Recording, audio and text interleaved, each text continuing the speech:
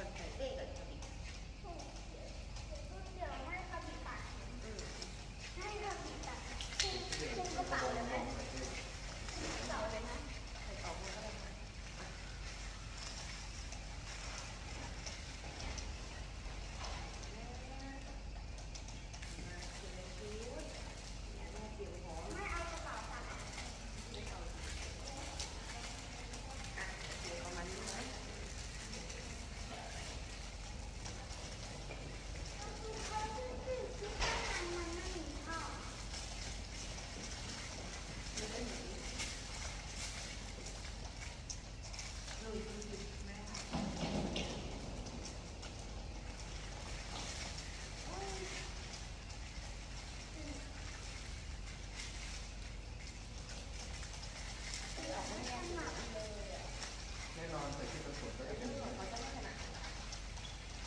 จริงๆเป้หนูอะยังไม่ต้องเอามาก็ได้ เพราะว่าเรายังไม่ได้ออกเรายังไม่ได้ติดเท้าเราเป็นเท้า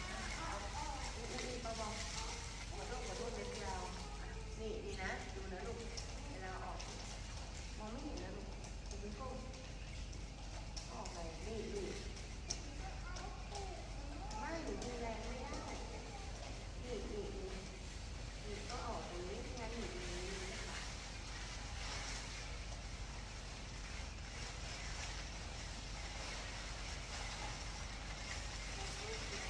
มาเรามาเป็นเทคับบี้กันนะคะ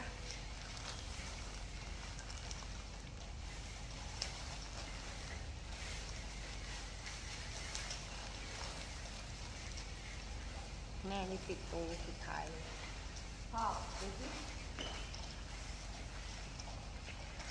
น้องเทียนถอดแล้ว